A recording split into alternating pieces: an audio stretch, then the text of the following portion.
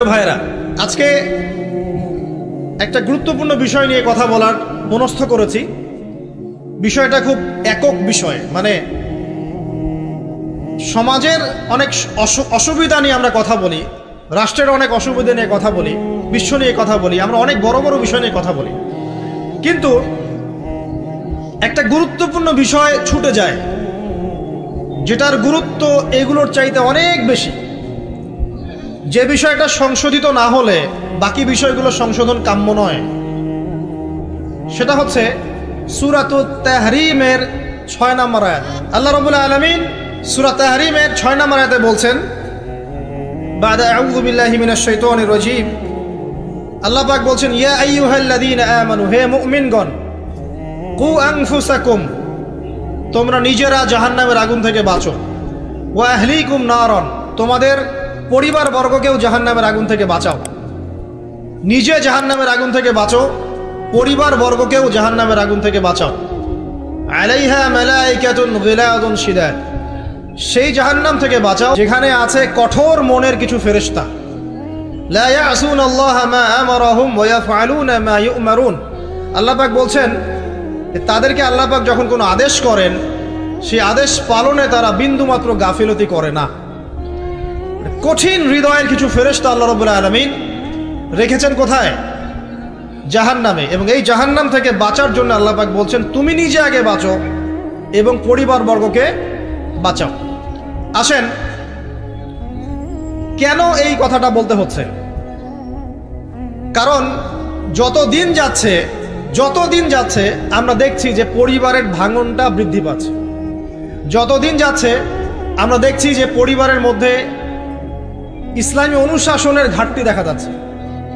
পরিবারের মধ্যে আত্মহত্যার প্রবণতা বাড়ছে, ডিভোর্স, বিবাহ বিচ্ছেদ বাড়ছে।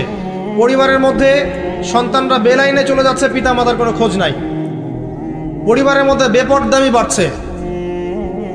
সুন্নাহ, রাসূল সাল্লাল্লাহু আলাইহি ওয়াসাল্লামের সুন্নত পরিবার থেকে উঠে যাচ্ছে। পরিবারগুলো এখন এক একটা জাহান্নামের টুকরায় পরিণত হয়েছে।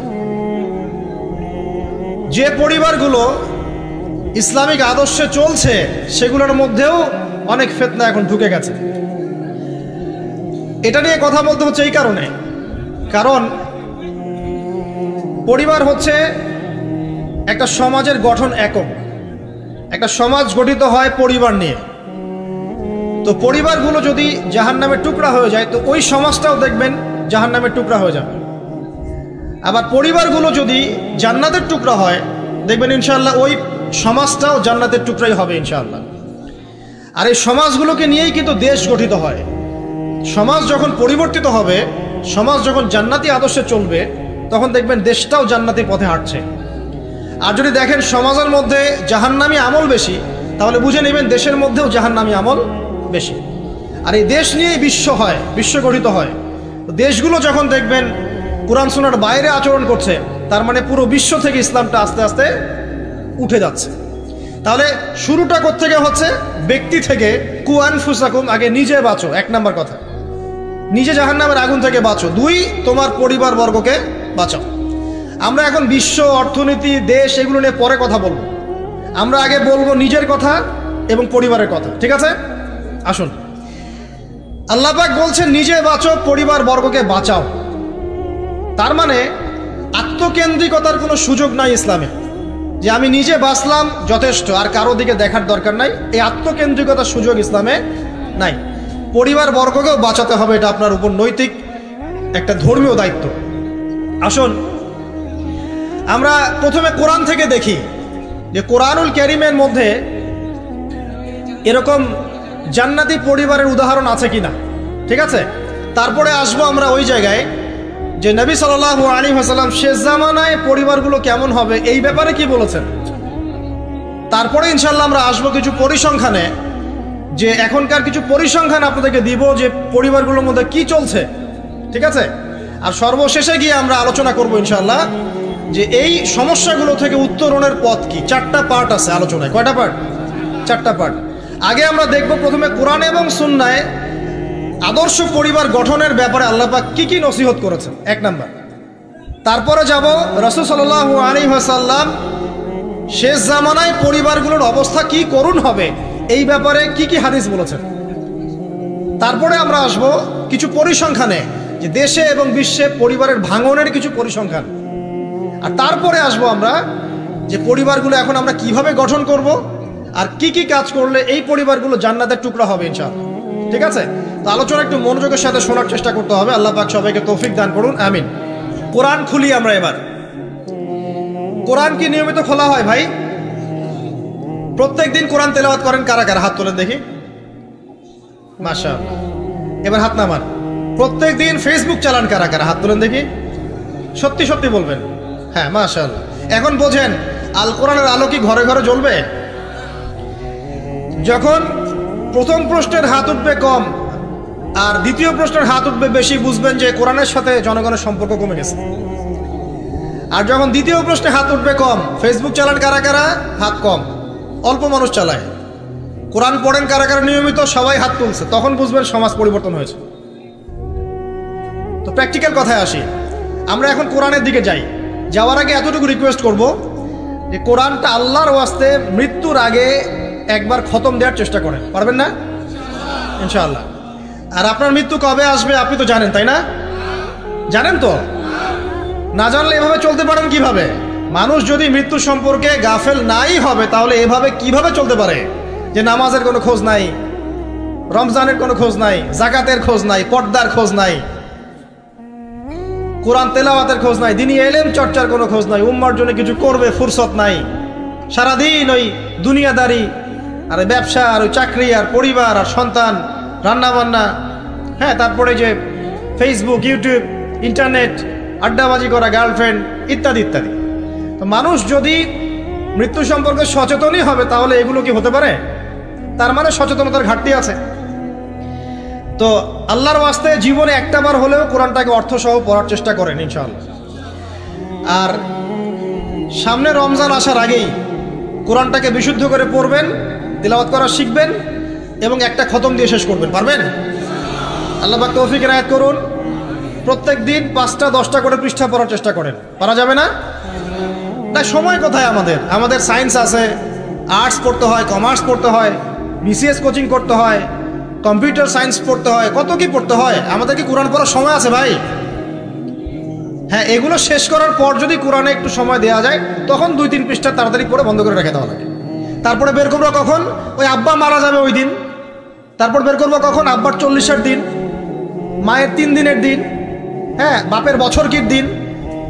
এইসব স্পেশাল দিনে আমরা কোরআনটাকে বের করব। যখন দেখবেন কোরআন আপনার বাসায় পড়ে আছে আর কোরআনের উপরে ধুলা জমে গেছে, তখন বুঝবেন যে আপনার কলবেও ধুলা জমে গেছে। আপনার কলমের মধ্যে এখন পরিচ্ছন্নতা নাই, নূর নষ্ট হয়ে গেছে। এই কারণেই তো কোরআনের উপর ধুলা পড়েছে। সুবহানাল্লাহ।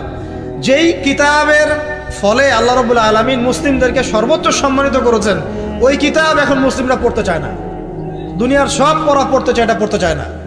কোরআন সুন্নায় কিছু থাকলে ওই বিষয়টা মুসলিমরা মেনে চললে মানুষ বলে এরা মৌলবাদী, মানুষ বলে এরা ধর্মান্ধ, মানুষ বলে এরা ব্যাকডেটেড, কত শব্দ। এবং এই শব্দগুলো নাকি সো কল্ড প্রগতিশীলদের পক্ষ থেকে আসতেছে। কোরআন আল্লাহ পাক নাজিল করেছেন, আল্লাহর জ্ঞান বেশি না আমার জ্ঞান বেশি? কোরআন আল্লাহ পাক নাজিল করেছেন তার রাসূল মুহাম্মদ সাল্লাল্লাহু আলাইহি ওয়াসাল্লামের উপরে, নবীর জ্ঞান বেশি না আমার জ্ঞান বেশি? তো এই কোরআন এবং সুন্নাহ যা আছে আমি তো মানবই অন্ধভাবে, কারণ আমার জ্ঞান তো তার চেয়ে বেশি নয়। এখানে আল্লাহ পাক সমস্ত বিষয়ের সমাধান দিয়েছেন। তো সমাধান আল্লাহ পাক দিয়ে থাকলে আমার মানতে সমস্যা কোথায়? সমস্যা আছে? আমি কি আল্লাহর চেয়ে বেশি বুঝি? আমি কি নবীর চেয়ে বেশি বুঝি? এরা যদি বলে আমরা আল্লাহর চেয়েও বেশি বুঝি, নবীর চেয়েও বেশি বুঝি, এরা মুরতাদ, কাফের হয়ে গেছে। ইসলামের সাথে তো কোনো সম্পর্ক নাই। যদি নাম হতে পারে আব্দুর রহমান, আব্দুর রহিম, হ্যাঁ, মুজাহিদুল ইসলাম নাম হতে পারে, ইসলামের সাথে কোনো সম্পর্ক নেই। যদি কোরআন এবং সুন্নাহকে ব্যঙ্গ করে বা মনে করে এর মধ্যে সবকিছু সমাধান নাই, অন্য আরো উৎসের দরকার আছে। তো মুসলিমদের আকীদা হবে কেমন? কোরআন এবং সুন্নাহ আল্লাহ নাজিল করেছেন, এখানে আল্লাহ পাক মানবতার প্রতিটা বিষয়ের সমাধান দিয়েছেন। ঠিক আছে? এখন এই সমাধানগুলো মেনে চলার জন্য আমাকে আগে পড়া শিখতে হবে, তারপরে আমাকে এর অর্থটা জানতে হবে, এর উপর আমল করতে হবে, কোরআনের দাওয়াত মানুষকে দিতে হবে। তখনই না ইনশাআল্লাহ একটা কোরআনিক সমাজ গড়ে উঠবে, তাই নয় কি? তো কোরআনিক সমাজ গড়ে উঠলে কি অমুসলিমদের অসুবিধা আছে? কোরআন তাদের স্বার্থ সর্বোচ্চ অগ্রাধিকার দিবে না? একটা অমুসলিম যদি একটা ইসলামিক স্টেটের মধ্যে নির্যাতনের শিকার হয়, জুলুমের শিকার হয়, এবং ওই জুলুম যদি কোনো মুসলিম তার উপর করে থাকে, তখন ইসলামিক স্টেটের প্রধান যিনি, যে কোর্ট এবং ল থাকবে, ওই মুসলিমকে শাস্তির আওতায় এনে বিচার করতে হবে। এত সাম্যের ধর্ম ইসলাম। আমরা আসলে ইসলাম বুঝিও না, ইসলাম করিও না। কিছু মানুষের কর্মকাণ্ড দেখে আমরা ইসলাম সম্পর্কে ধারণা করি, তাই না? কিছু দাড়ি টুপিওয়ালা মানুষ যদি অন্যায় করে, আমরা মনে করি ইসলাম মনে হয় এমনই।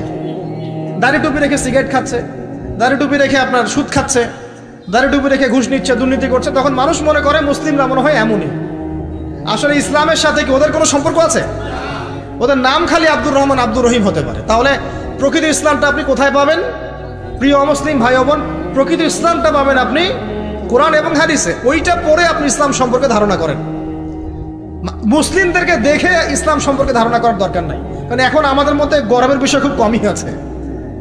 মুসলিমই তো দেখেন দুর্নীতি করছে, মুসলিমই ঘুষ খাচ্ছে, মুসলিমই সুদ খাচ্ছে, তা আমাকে দেখে আপনি কি শিখবেন? একজন বড় স্কলার, যিনি আগে অমুসলিম ছিলেন, পরে মুসলিম হয়েছেন, বড় দায়ী এবং আলেমও হয়েছেন, তিনি বলেছেন একটা কথা, যে আমি যদি ইসলাম কবুল করার আগে মুসলিমদেরকে দেখে কবুল করতাম, তাহলে মনে হয় আমি ইসলাম কবুল করতাম না। বরং আমি ইসলাম কবুল করার আগে কোরআন এবং সুন্নাহ ঘাটাঘাটি করে রিসার্চ করেছি, তারপরে আমি আল্লাহকে চিনেছি। তো আমাদের দাওয়াত থাকবে প্রত্যেক মুসলিম অমুসলিম সবার কাছে, যে আগে কোরআন এবং সুন্নাহটা পড়েন। এটা পড়ে আপনি দিন সম্পর্কে একটা ধারণা পাবেন। আমার ব্যবহার, চরিত্র, আমার কার্যকলাপ দেখে আপনি নাও পেতে পারেন। এটা তো সেই যুগ না যে মুসলিমদের চরিত্রের মধ্যে একটা দাগও নাই। এটা কি সেই যুগ? না। আল্লাহ পাক আমাদের সবাইকে কোরআন সুন্নাহ বোঝার তৌফিক দান করুন, এবং আল্লাহ পাক যাদের মনের মধ্যে স্বচ্ছতা আছে, অনেস্টি আছে, আল্লাহ পাক তাদেরকে হেদায়েত দান করুন, আমিন। আসুন সামনে যাই। এই কোরআন পড়তে লাগবে না ভাই, নিয়মিত পড়া লাগবে না, এর সাথে হাদিসের চর্চা করা লাগবে না। ফাজায়েলে আমল বইটা বাসায় আছে নাই? মুনতাখাব হাদিস বইটা আছে বাসায়, তারপরে ফয়জুল কালাম এই বই আছে, রিয়াদুস সালেহিন বই আছে, মিশকাতুল মাসাবি বইটা আছে। এই সব বইগুলো বাংলা হয়ে গেছে না এখন? বাসায় একটু কেনা যায় না ভাই, নাকি? আপনি তো গার্লফ্রেন্ডের সাথে খাইতে বসলে 1000 টাকা বিল হয়, হয় না? আর খাওয়ার সময় তো তারা আপনাকে খসানোর জন্যই খেতে বসে, আর আপনাকে খসানোর আগে আরো দুটাকে খসা এসে আসছে। ওই খবর তো আপনি জানেন না, যখন জানবেন তখন ব্রেকআপ হয়ে যাবে। এটা এক ট্রেন্ড হয়ে গেছে। তো এই যে টাকা পয়সা নষ্ট হয় না ভাই, চায়ের দোকানে বসলে টাকা নষ্ট হয় না? বসলে 100 টাকা যায়, টাকার কোনো দাম আছে এখন? 500 টাকার কোনো মূল্য আছে? 1000 টাকা দিয়ে কিছু হয় এখন? তো টাকার কিন্তু কোনো মূল্য নাই, কমতেছে, আরো দিন যাবে না আরো কমবে। এটাকে আমি বলিনি আগে, বা এক শ্রেণীর স্কলার বলেন নাই? যত দিন যাবে দেখবেন আরো কমতে থাকবে।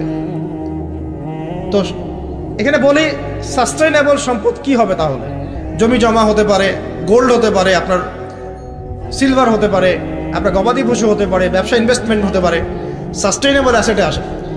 তো টাকা পয়সা আমরা কিন্তু প্রচুর অহেতুক নষ্ট করে ফেলি। এগুলো জমায় বইপত্র কিনে বাসায় পার্সোনাল একটা লাইব্রেরি করা যায় না? খুব কষ্ট হবে।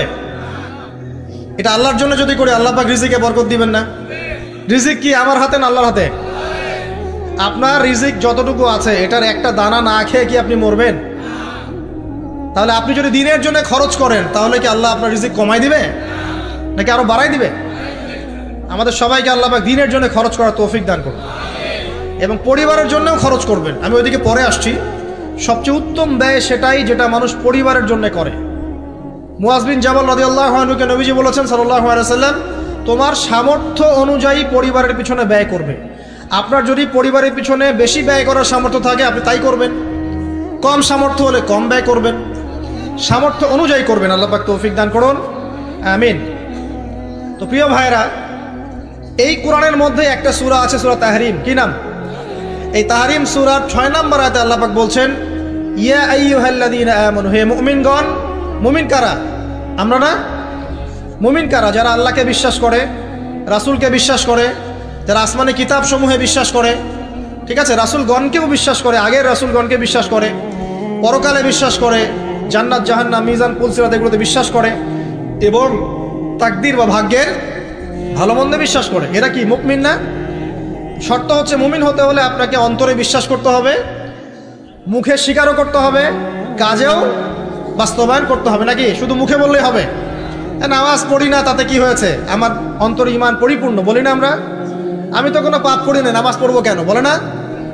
হ্যাঁ, তো নামাজ পড়ে না যদি কেউ বলে যে ভাই নামাজ না পড়ে তো কুফরি, তখন আবার খেপে যায়, আমাকে কাফের কেন বললেন? আপনি বেশি জানেন, আমি কাফের না। তো এটা হচ্ছে হঠকারিতা, উদ্ধত আচরণ। তো ঈমানের শর্ত পূর্ণ হতে হলে আমলও তো দরকার আছে, নাকি? এখন আমল করতে গিয়ে আপনার কম বেশি হতে পারে, আপনি পাপ করে ফেলতে পারেন। তখন যখনই পাপ হবে উঠে দাঁড়ান, আবার ফিরে আসেন, ওযু করেন, 2 রাকাত নামাজ পড়েন, আবার তওবা করেন, আবার পথ চলেন, পাপ হবে না? পাপ হয়েছে বলে কিন্তু কেউ কাফের হয়ে যাবে না। মনে করেন ইমানদার মানুষ পথ চলতে চলতে জেনা করে ফেলেছে, হতে পারে না? হতেই পারে। তো এখন কি সে কাফের হয়ে যাবে? না, সে বড়জোর জালেম হতে পারে, ফাসেক হতে পারে। সে তওবা করে ফিরে এসে আবার আল্লাহর খাঁটি বান্দা হওয়ার সুযোগ আছে। তো তাকে কি হত্যা করা যাবে? যাবে না। তো এই বিষয়টা খেয়াল রাখবেন যে ঈমানের জন্য 3টা শর্ত: 1 অন্তরে বিশ্বাস, 2 মৌখিক স্বীকৃতি, এবং 3 কি বলেন? কাজে বাস্তবায়ন। মাশাআল্লাহ। এখন আল্লাহ পাক এই মুমিনদেরকে বলছেন যে কু আনফুসাকুম, নিজে এখন জাহান্নামের আগুন থেকে বাঁচো। মানে ঈমান এনেছি বলেই কিন্তু তাহলে জাহান্নামের আগুন থেকে বাঁচা যাচ্ছে না, অন্য কিছু কাজের দরকার আছে, আত্মসমর্পণের দরকার আছে, ইহসানের দরকার আছে, তাকওয়ার দরকার আছে। তুমি নিজে জাহান্নামের আগুন থেকে বাঁচো এবং ওয়া আহলিকুম নারা, তোমার পরিবারবর্গ যারা আছে তাদেরকেও জাহান্নামের আগুন থেকে বাঁচাও। এই আদেশটা কি সবার জন্য না, নাকি এক শ্রেণীর মানুষের জন্য? সবার জন্য।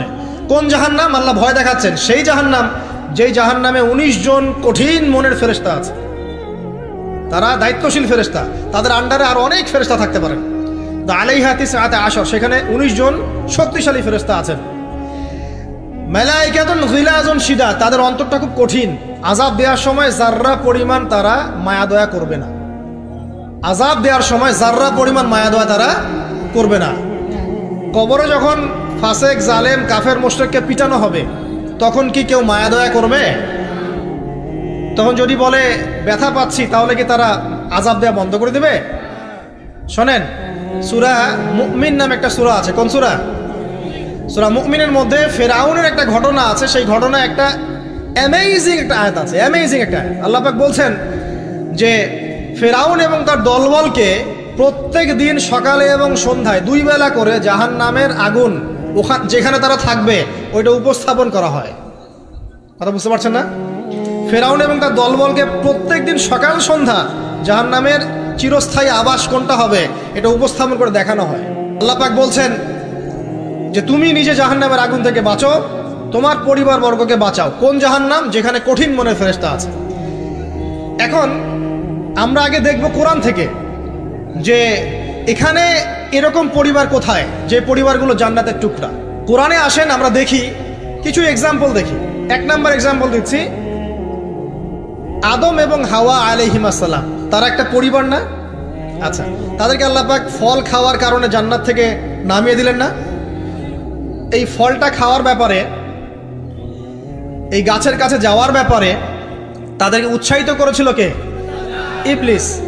ইবলিস বলেছিল যে হাল আদুল্লুকা আলা শাজারাতিল খুলদি ওয়া মুলকিন লা ইয়াবলা, হে আদম এবং হাওয়া, আমি কি তোমাদেরকে এমন গাছের সন্ধান দিব না যে গাছের কাছে গেলে তোমরা চিরস্থায়ী হয়ে যাবে এবং বিশাল রাজত্বের অধিকারী হবে। চিরস্থায়িত্বের টোপ এবং রাজত্বের টোপ, এই দুটো দিয়ে তারা আদম এবং হাওয়া আলাইহিমুস সালামকে ডিসিভ করেছিল। এই ফল খাওয়ার সাথে সাথে আল্লাহ পাক তাদেরকে বের করে দেন নাই, বরং ফল খাওয়ার সাথে সাথে তাদের গায়ে জান্নাতের যে পোশাকটা ছিল না এটা খুলে পড়ে গেছে। এই পোশাকটা খুলে ফেললো কে বলেন? ইবলিস, শয়তান। আল্লাহ পাক এটাই বলছেন, ইয়া বানি আদম, হে বনু আদম, লা ইয়াফতিনান্নাকুমুশ শাইতান, শয়তান যেন তোমাদেরকে ফিতনায় না ফেলতে পারে। কামা আখরাজা আবাওয়াইকুম মিনাল জান্নাহ, ঠিক যেমন করে সে তোমাদের পিতামাতাকে জান্নাত থেকে বের করে দিয়েছিল। ইয়ানজিউ আনহুমা লিবাসাহুমা, শয়তান তোমাদের পিতামাতার লেবাস, পোশাক খুলে ফেলে দিয়েছিল। লিউরিয়াহুমা মিন সাওআতিহিমা, যাতে করে তাদের লজ্জাস্থান উন্মুক্ত হয়ে যায়। তাহলে আমাদের পিতামাতাকে নগ্ন করে দিয়েছিল কে? ইবলিস। তাহলে এখন আপনি বলেন আমাকে, এই যুগে যারা মুসলিমদের, মুমিনদের, নরনারীদের গা থেকে পোশাক খুলে ফেলতে চায় এরা কার এজেন্ট বলেন? বুঝতে পারছেন এবার? এই যে নগ্নতা অশ্লীলতার যে আন্দোলন চলছে, হ্যাঁ, হাজার বছরের সংস্কৃতি, আমরা মাদেরকে দেখেছি ব্লাউজ পরতো না, নাউজুবিল্লাহ, এই সেই, হ্যাঁ আমরা এরকমই পোশাক পরবো। ছোট হতে হতে হতে হতে এখন এক পর্যায়ে দেখবেন বিকিনি পরে ঘুরবে কয়দিন পর, দেখবেন। বিশ্বাস করছেন না এই কথাটা? দেখবেন ইনশাল্লাহ, আল্লাহ না করুক, তবে হবে, এটা আমি জানি, বিকজ হাদিস আমি পড়েছি। শেষ জামানায় এরকম নগ্নতা, অশ্লীলতা, বেহায়াপনা বাড়তেই থাকবে। এবং এমন একটা সময় আসবে যে মানুষ রাস্তাঘাটে জেনা করবে। ওই যুগের সবচেয়ে ভালো ব্যক্তি হবে সে, যে তাকে গিয়ে বলবে, বাবা তুমি এইখানে জেনা করছো, ভালো, একটু দেওয়ালের পিছনে যেতে পারলা না? সে হবে ওই জমানার ভালো ব্যক্তি। আপনি হাদিসটা বিশ্বাস করলেন না? আমি নিজে হাদিস পড়েছি যে রাস্তাঘাটে মানুষ জেনা করবে। তো এই যে নগ্নতা আর অশ্লীলতার যে সংস্কৃতি চলছে না, কাপড় খুলে ফেলার যে ট্রেন্ড এবং রেভলিউশনের দিকে মানুষ যাচ্ছে এখন, মেয়েরা স্পেশালি, এরা নিঃসন্দেহে মানুষ শয়তান, নিঃসন্দেহে। কারণ ওই যে শয়তান আমাদের পিতামাতার কাপড় খুলে ফেলেছিল, এরা তার এজেন্ট। এরা আমার বোনের গা থেকে কাপড় খুলতে চায়, এরা আপনার স্ত্রীর গা থেকে কাপড় খুলতে চায়, এরা আপনার মায়ের গা থেকে কাপড় খুলতে চায় এবং বলতে চায় এটা স্বাধীনতা। আরে বোকা মানুষ, এই পৃথিবীতে মানুষ স্বাধীন নয়, এই পৃথিবীতে কোনো মানুষই স্বাধীন নয়। মানুষ কিভাবে স্বাধীন হতে পারে? এখানে পৃথিবীতে যতদিন থাকবে মানুষ আল্লাহর দাসত্বের মধ্যে থাকবে। যে মানুষ নিজেকে স্বাধীন মনে করে সে শয়তানের তাবেদারি করে। এই পৃথিবীতে কোনো মানুষই স্বতন্ত্র স্বাধীন নয়, বরং আল্লাহ পাকের দাসত্বের অধীনে সে পরাধীন। মানুষ বুঝতে চায় না যে স্বাধীনতার ডেফিনেশন কি। আল্লাহ পাকের রুলস এবং রেগুলেশনস মেনে চললে পরে আমি তখন স্বতন্ত্র স্বাধীন, আল্লাহর দাসত্বের অধীনে, দাসত্বের বাইরে গিয়ে নয়। আর আল্লাহ পাকের দাসত্বের 5 পয়সা পরোয়া না করে নিজেকে যদি স্বাধীন মনে করে, সে তো শয়তানের চেলা। কথা কি বুঝতে পারছেন? আসেন, এই যে আমাদের পিতামাতাকে ওখান থেকে নামিয়ে দেওয়া হলো, তারা দুজন কিন্তু এই পৃথিবীতে যে কষ্টের জীবন তারা কিন্তু একসাথে অতিবাহিত করেছেন, করেন নাই? তো এই যে কষ্ট দুঃখ একসাথে পথ চলা, স্বামী স্ত্রীর এই যে একটা বন্ধন, মায়াবী একটা হৃদ্যতার বন্ধন, এটাই হচ্ছে পরিবারের ভিত্তি। আমি আদর্শ পরিবারের দিকে যাচ্ছি আস্তে আস্তে ইনশাআল্লাহ। কোরআন থেকে আপনাকে কয়েকটা দলিল দিচ্ছি। এবার দেখবেন তাদের সন্তান হাবিল কাবিল, ও যে কি হলো, কাবিল হাবিলকে, পড়েন নাই? কাবিল হাবিলকে হত্যা করলো। এখানে হত্যার মূল কারণ কি ছিল? হিংসা। কাবিলের কুরবানি কবুল হচ্ছে না, হাবিলেরটা হচ্ছে। তার মানে বুঝলাম পৃথিবীতে ফাসাদ ছড়িয়ে পড়বে, পরিবারে ফাসাদ ছড়িয়ে পড়বে, তার অন্যতম একটা কারণ হচ্ছে ঈর্ষা বা হিংসা। আসলে ঈর্ষা হিংসা এক জিনিস নয়, এখানে মূল কারণ হচ্ছে হিংসা। তো আমাদের পরিবার জান্নাতের টুকরা হবে ইনশাল্লাহ যদি স্বামী স্ত্রীর মধ্যে হিংসা না থাকে, পরিবারের সদস্যদের মধ্যে পরশ্রী কাতরতা না থাকে। একটু মনোযোগ দেন। তারপরে সামনে যান। ওই যে নূহ আলাইহিস সালামের নাম শুনেছেন? আচ্ছা, কত বছর দাওয়াত দিয়েছেন বলেন? এই তো মাশাআল্লাহ 950 বছর। 950 বছর দাওয়াত দেওয়ার পর 40 বা 80টা পরিবার ইসলাম কবুল করেছে। বাকিরা আল্লাহ পাকের গজবে ডুবে গেছে। এখন ডুবে যাওয়ার মধ্যে কি তার ছেলেও ছিল না? নূহ আলাইহিস সালাম আল্লাহকে বলছেন, আল্লাহ ইন্নাহু মিন আহলি, সে আমার পরিবারের একজন, তাকে হেফাজত করে বাঁচাও, আল্লাহ মাফ করে দাও। আল্লাহ পাক বলছেন লাইসা মিন আহলি, সে তোমার পরিবারের কেউ না। এখান থেকে আরেকটা দলিল দেই। লুত, কওমে লুতের নাম শুনেছেন? ওটা সমকামী, ছেলে ছেলে বিয়ে করে, যেটা এখন ছড়িয়ে পড়ছে দিন দিন। প্রতি 10 জনের মধ্যে নাকি একজন এখন মনে করে যে ছেলে ছেলে বিয়ে করা যায়, নাউজুবিল্লাহ। এবং এর এই সভ্যতাটা ধারক বাহক হচ্ছে পশ্চিমারা। ওখানে অনেক আগেই এগুলো চালু হয়ে গেছে। আমেরিকাতে তো চালু আছেই, ব্রিটেনে আছে, কানাডায় আছে, অস্ট্রেলিয়া আছে, আমাদের ভারতেও আছে। আর দিন দিন এখন এটাই যে আমাদের সাবকন্টিনেন্ট বাংলাদেশ, এখানেও ঢুকে পড়েছে। এবং এদের সংগঠন আছে, এদের পতাকা আছে, পতাকার মধ্যে রংধনুর সাইন আছে। হ্যাঁ, এরা এখন বাক স্বাধীনতার কথা বলে। তো ছেলে ছেলে, কিন্তু মেয়ে মেয়েও যে বিয়ে করে এটা কোরআনে পাই নাই। তো এখন দেখছি মেয়ে মেয়েও বিয়ে করে। কথা কি বিশ্বাস করছেন না? মেয়ে মেয়ে পর্যন্ত বিয়ে করে। তারপরে আরো দেখেছি ইদানিং যে লিভ টুগেদার চলছে বাংলাদেশে। এখন বিয়ের দরকার নেই, একসাথে থাকবেন, বিয়ের দরকার নেই, মানে আপনি একজন বান্ধবী একসাথে চলবেন স্বামী স্ত্রীর মতো, এটা লিভ টুগেদার। বলবে যে উন্নত সভ্যতার এগিয়ে গেছে, আমরা পিছিয়ে থাকবো কেন? শোনো, তোমরা আগাচ্ছ ঠিকই, তোমরা আগাচ্ছ কোন দিকে জানো? তোমরা আগাচ্ছ জাহান্নামের দিকে। তোমরা জাহান্নামের দিকে আগাচ্ছ, তোমরা ঠিকই আগাচ্ছ, অস্বীকার করছি না। তোমরা এগিয়ে যাচ্ছ ঠিকই, বাট জাহান্নামের দিকে। তোমাদের তাকদিরে যদি হেদায়েত না থাকে, জাহান্নামের মর্মান্তিক আযাব থেকে কেউ বাঁচাতে পারবে না। তো এই কওমে লূতকে আল্লাহ পাক ধ্বংস করেছে নির্মম ভাবে। ফেরেশতাদের পাখা দিয়ে পুরো জাতিটাকে তুলে, ওই যে কওমে লূত জর্ডান, ডেড সি, ওই জায়গাটা উপর থেকে পাথর বর্ষণ করে রজম করে উল্টা দিকে আবার দফন করে দেওয়া হয়েছে। এই কমে লুতের নবীর নাম ছিলেন লুত আলাইহিস সালাম, ঠিক আছে? তার স্ত্রী পর্যন্ত কিন্তু ঈমান আনেন নাই, ঠিক নূহ আলাইহিস সালামের স্ত্রীর মতোই। নূহ আলাইহিস সালামের সন্তান স্ত্রী ঈমান আনে নাই, লুত আলাইহিস সালামের স্ত্রী ঈমান আনেন নাই। এবার এখান থেকে আমাদের পারিবারিক হেদায়েতটা কি বলেন? আপনি যদি একজন আলেমের সন্তানও হন, আপনি যদি একজন মুহাদ্দিস, মুফাসসির, মুফতিরও সন্তান হন, নিজে যদি তাকওয়া ঈমান অর্জন করতে ব্যর্থ হন, আপনার বংশ, আপনার পরিচয়, আপনার জাতীয়তাবাদ, আপনার রক্ত, বর্ণ কোনো কিছুই আপনাকে জাহান্নামের আগুন থেকে বাঁচাতে পারবে না। এই জন্য নবী সাল্লাল্লাহু আলাইহি ওয়াসাল্লাম তার কলিজার টুকরা মেয়ে ফাতিমা রাদিয়াল্লাহু আনহাকে বলছেন, হে ফাতিমা, দুনিয়াতে আমার কাছে যা চাওয়ার তুমি চেয়ে নাও, পরকালে আমি তোমার কিন্তু কোনো হেল্প করতে পারবো না। কিন্তু আমরা জানি নবী সাল্লাল্লাহু আলাইহি ওয়াসাল্লাম সবার জন্য আমভাবে সুপারিশ করবেন। তিনি তার স্ত্রী আয়েশা রাদিয়াল্লাহু আনহাকে কাঁদতে দেখে বলছেন, হে আয়েশা, কি জন্য কাঁদছো? আয়েশা রাদিয়াল্লাহু আনহা বলছেন, আল্লাহর আযাবের ভয়ে কাঁদছি ইয়া রাসূলুল্লাহ। নবী সাল্লাল্লাহু আলাইহি ওয়াসাল্লাম বলছেন, আয়েশা, তিনটা জায়গা থাকবে কিয়ামতের মাঠে যখন আমিও তোমাকে চিনতে পারবো না, তুমিও আমাকে চিনতে পারবে না। এক, যখন আমলনামা ছুড়ে দেওয়া হবে, ইকরা কিতাবাক ওয়া কাফা বিনাফসিকা আল-ইয়াওমা আলাইকা হাসিবা, কেউ কাউকে চিনবে না, সবাই ইয়া নাফসি ইয়া নাফসি। একটা হচ্ছে পুলসিরাত পার হওয়ার সময় কেউ কাউকে চিনবে না, ইয়া নাফসি। আরেকটা হচ্ছে যখন আমলনামা ওজন করা হবে মিজান, কেউ কাউকে চিনবে না। এখন যাদেরকে আপনার আপন মনে হচ্ছে না, আমি একটা কথা তো অনেক দিন বলেছি যে আল্লাহ সুবহানাহু ওয়া তাআলা ছাড়া ইহকাল পরকালে আমাদের প্রকৃত আপন কেউই নাই। কথা বুঝতে পারছেন না? না, সময় হোক বুঝতে পারবেন। এই যে যাদের কথা চিন্তা করে আপনি দুর্নীতি করছেন, ঘুষ খাচ্ছেন, সুদ খাচ্ছেন, এরা আপনাকে চিনবে না মরার পরেই। আপনি মারা যাবেন, এরা আপনাকে চিনবে না পরকালে।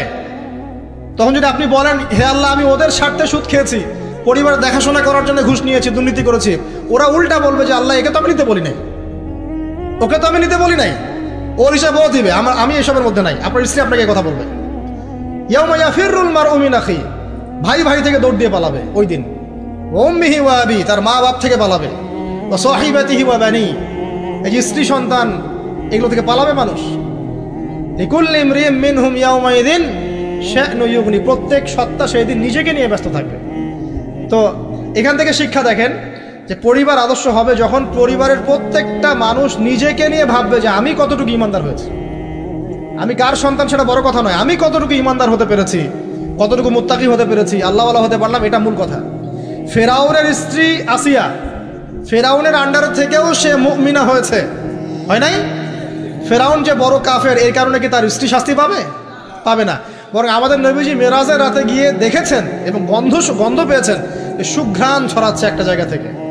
তখন জিবরাইল আলাইহিস সালামকে জিজ্ঞাসা করলেন যে এখানে এত সুন্দর ঘ্রাণ কোত্থেকে আসছে? জিবরাইল আলাইহিস সালাম বললেন, এটা হচ্ছে ফেরাউনের স্ত্রী আসিয়ার ওই ঘর যেটা আল্লাহ পাক তার জন্য জান্নাতে মানে বানিয়েছেন, ওইখান থেকে এই সুঘ্রাণ আসছে। সুবহানাল্লাহ। তার মানে এখানে আমরা শিখলাম নিজের চরকায় তেল দিতে হবে, নিজে আমাকে নামাজ পড়তে হবে, নিজেকে আমল করতে হবে, নিজেকে দিনের জন্য কিছু করতে হবে, নিজেকে পর্দা করতে হবে। পরিবারের সদস্যদের দিকে তাকানোর এখন সময়, আগে নিজে। না হলে নবী পরিবারের সদস্য হয়েও দেখেন জাহান্নামে মানুষ যাচ্ছে। এবার সামনে যাই, চলেন। ইব্রাহিম আলাইহিস সালাম নাম শুনেছেন? আচ্ছা, তার বাবা কি করতেন? বড় পুরোহিত ছিলেন। আর যেখানে শিরক সেখানেই দেখবেন ইব্রাহিম, যেখানেই কুফর সেখানেই মুহাম্মদ সাল্লাল্লাহু আলাইহি ওয়াসাল্লামের জন্ম হয়, এটাই নিয়ম। তো সেখানে আল্লাহ পাক জন্ম দিলেন ইব্রাহিম আলাইহিস সালামকে, যিনি তার পিতাকে নসিহত করছেন, আব্বা তুমি কেন লিমা তা'বুদু, তুমি কেন এমন এক সত্তার ইবাদত করো, মা লা ইয়াসমাউ, যে শুনতেও পারে না, ওয়ালা ইউবসিরু, সে দেখতেও পারে না, ওয়ালা ইউগনি আনকা শাইআ, সে তোমার কোনো উপকারও করতে পারে না, ক্ষতিও করতে পারে না। ইভেন তোমার স্ট্যাচুর গায়ে একটা মাছি যদি বসে, এটাকে সে নিজে সরাতেও পারে না, তার কোনো ক্ষমতা নাই। এখন তুমি কেন বাবা এর ইবাদত করছো? ইব্রাহিম আলাইহিস সালাম বলছেন। তখন তার বাবা বলছেন, আনতা রাগিবুন আন আলিহাতিনা ইয়া ইব্রাহিম, হে ইব্রাহিম, তুমি কি আমাদের এই উপাস্যদের থেকে মুখ ফিরাচ্ছ? যদি তুমি ফিরে না আসো তাহলে আমি তোমাকে বাসা থেকে বের করে দিব, তোমার মাথা পাথর দিয়ে মেরে ফাটিয়ে ফেলবো। তো ইব্রাহিম আলাইহিস সালাম তর্ক করলেন না, বললেন সালামুন আলাইক, আপনার উপর শান্তি বর্ষিত হোক। এই বলে তিনি বাসা থেকে বের হয়ে গেলেন। খেয়াল করে দেখেন, যুবক ছেলে ইব্রাহিম, সে তার পিতাকে দাওয়াত দিল, তার পিতা একজন বড় শিরকের কারিগর, যে তার দাওয়াত কবুল করলো না। কিন্তু ইব্রাহিম আলাইহিস সালাম কিন্তু মিথ্যার সাথে সত্যের আপোষ করলেন না। তিনি প্রয়োজনে একা চলে গেলেন বাড়ি থেকে, তারপরেও আল্লাহর আনুগত্য ছাড়লেন না। পরিবারের হেদায়েত এখানে নাই, আছে। আরো সামনে যান, ইব্রাহিম আলাইহিস সালামের একজন স্ত্রীর নাম কি? হাজেরা। আরেকজনের নাম কি? সারা। সারা আলাইহিস সালাম থাকেন ওই যে শামে, প্যালেস্টাইন। আর হাজেরা আলাইহিস সালামকে রেখে আসা হয়েছে কোথায়? মক্কায়, এই যেখানে জামজাম কূপ তৈরি হলো। এখানে হাজেরা আলাইহিস সালামকে রেখে যাওয়ার সময় তিনি বলছেন যে আমাদেরকে এই জনমানব শূন্য জায়গায় কেন রেখে যাচ্ছেন ইব্রাহিম?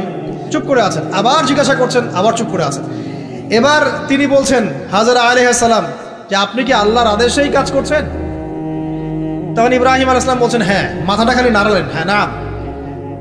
তখন তার স্ত্রী বলছেন তাহলে আল্লাহ পাক আমাদেরকে ধ্বংস করবেন না ইনশাআল্লাহ। খাবার নাই, পানিও নাই, কিছুই নাই, আল্লাহর প্রতি তাওয়াক্কুলটা দেখেন। এবার দেখেন ওই স্ত্রীর গর্ভ থেকে একজন সন্তান হলো, তার নাম কি? ইসমাইল। এবার এই সন্তানকে তার বাবা বলছেন অনেক বছর পরে যে ইয়া বুনাই, হে আমার সন্তান, ইন্নী আরা ফিল মানামি আন্নী আযবাহুক, আমি স্বপ্নে দেখেছি আমি তোমাকে জবাই করছি। ফানজুর মাযা তারা, তুমি একটু তোমার রায়টা জানাও, তোমার কি মতামত। ওই তাওয়াক্কুলকারিনী নারীর গর্ভ থেকে জন্ম নেওয়া এই ইসমাইল তিনি বলছেন ইয়া আবাতি, হে আমার বাবা, ইফআল মা তুমার, আপনি তাই করেন যা আল্লাহ আপনাকে আদেশ করেছে। সাতাজিদুনি ইনশাআল্লাহু মিনাস সাবিরিন, ইনশাআল্লাহ আপনি আমাকে সবরকারী পাবেন। এই বাচ্চার বয়স হবে বড় জোর 10 থেকে 15, নাকি কম সম হবে আর কি। তো এই প্রজন্মের আমাদের জেনারেশনকে দেখেন না। আমি গতকালকে গুগল সার্চ করে দেখেছি যে বাংলাদেশের 11 থেকে 19 বছর বয়সী যে বাচ্চারা আছে, কিশোর, এরা এখন সবচেয়ে বেশি পর্ন দেখে, সবচেয়ে বেশি। এবং কলেজ পড়ুয়াদের, স্কুল কলেজ পড়ুয়ার মধ্যে 77%ই পর্ন দেখে। এবং ইন টোটাল হিসাব করে দেখা যায় বাংলাদেশে 92% মানুষ পর্ন আসক্ত, মানে পর্ন আসক্ত না হলেও পর্ন দেখে। তো ওই যে কিশোর ইসমাইলের চেতনা দেখেন আর আমাদের এই যুব সমাজের চেতনা দেখেন, পার্থক্যটা করেন আপনি, তাহলে বুঝতে পারবেন কিভাবে রেভলিউশন হয়েছে ইসলামের, এখন কেন হচ্ছে না আপনি নিজেই বুঝতে পারবেন। আমাদের কারণেই হচ্ছে না। আসেন এবার এই সন্তানকে যে জবাই করার ঘটনা, আল্লাহ পাক হাদিয়া পাঠালেন, তাকে জবাই করতে হলো না। এখান থেকে আমরা কুরবানির ঈদ পালন করছি, তাই না? আচ্ছা, এখানে আমি পরিবারের হেদায়েত হিসাবে এটা ফাইন্ড আউট করছি আপনাদের জন্য যে যদি পরিবারের নারীরা হয় এই হাজেরা আলাইহিস সালামের মতো সহনশীলা, সবরকারিণী এবং তাওয়াক্কুলকারিণী, তখনই গিয়ে তাদের গর্ভ থেকে ইসমাইলের মতো সন্তান জন্ম হবে ইনশাআল্লাহ। যাদেরকে আল্লাহর জন্য কুরবানি করতে চাইলে তারা বলবে কোনো সমস্যা নাই, প্রয়োজন আল্লাহর জন্য কুরবান হয়ে যাও। তো এখানে কার ভূমিকা বেশি, বাবার না মায়ের? তাকে কিন্তু তার বাবা মানুষ করেননি, তার বাবা ওইখানে থাকেন সিরিয়ায়, শামে, মাঝে মাঝে আসা যাওয়া করেন।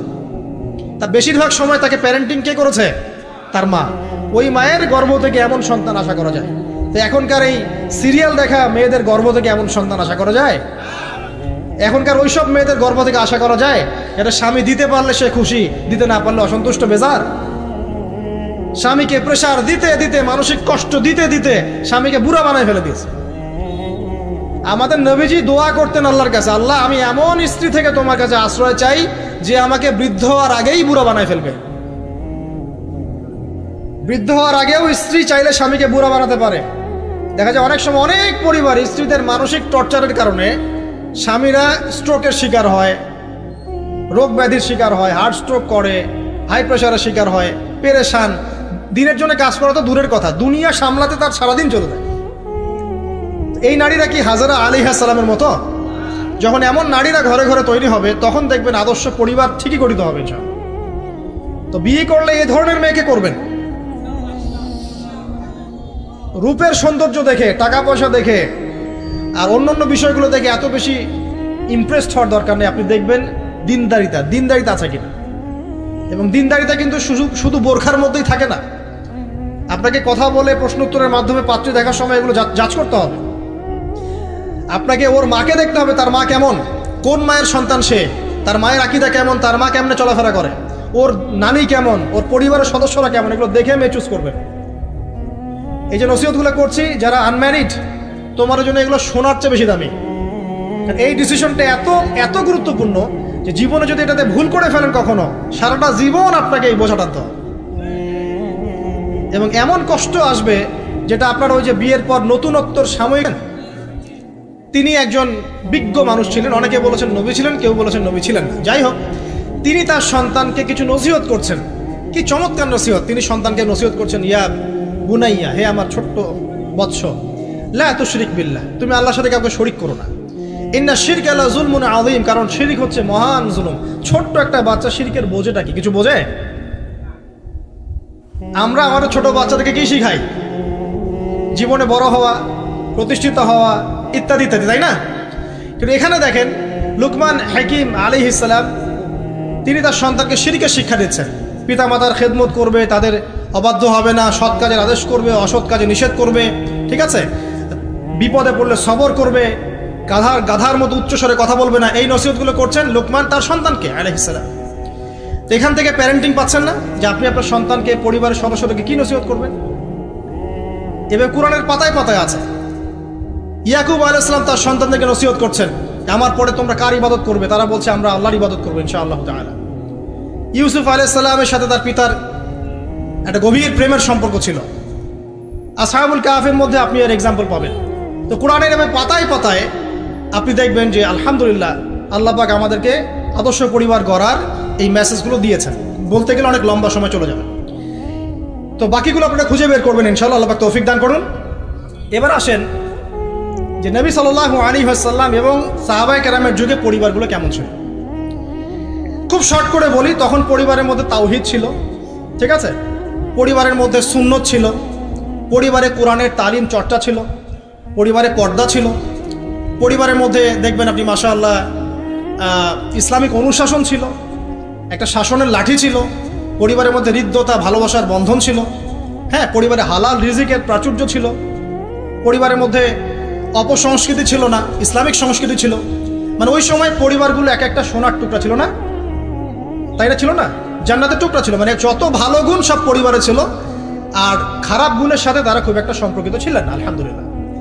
কিন্তু নবী সাল্লাল্লাহু আলাইহি ওয়াসাল্লাম শেষ জামানার হাদিসগুলো যখন বর্ণনা করেছেন, তখন যে কথাগুলো বলেছেন যে শেষ জামানায় পরিবারের ভাঙনগুলো বেশি হবে, বিচ্ছেদ বেশি হতে পারে, সন্তানরা দেখবেন পিতামাতাকে সম্মান করবে না, হ্যাঁ, পরিবারে আপনার অপসংস্কৃতি অনুপ্রবেশ করবে, জেনা বেড়ে যাবে, মাদক বেড়ে যাবে, অশ্লীলতা বেহায়াপনা বেড়ে যাবে, প্রতিবেশীর অধিকার ক্ষুণ্ণ করা হবে, ভাইয়ে ভাইকে খুন করবে, বোন বোনকে মানে চুলাচুলি করবে, মানে পরিবারে অশান্তি বিরাজ করবে, এমনটা হাদিসের মধ্যে কিন্তু বর্ণিত আছে, প্রচুর হাদিস আছে।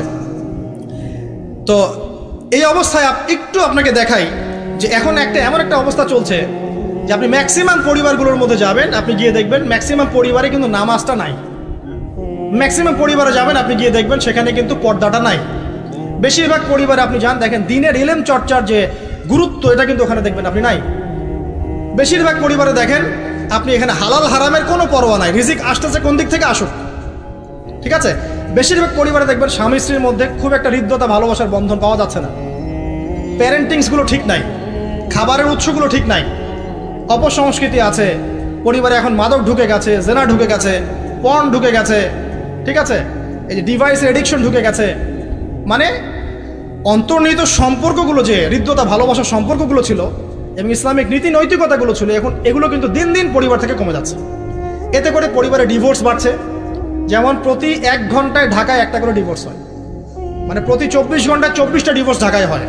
এবং আমেরিকার মতো কান্ট্রিতে প্রতি 13 সেকেন্ডে একটা করে ডিভোর্স হয়, ঠিক আছে? দেখা যায় গড়ে প্রতিদিন, এই বিশ্বে গড়ে প্রতিদিন 29 জন মানুষ আত্মহত্যা করছে এখন ফ্রাস্ট্রেট হয়ে, পারিবারিকভাবে।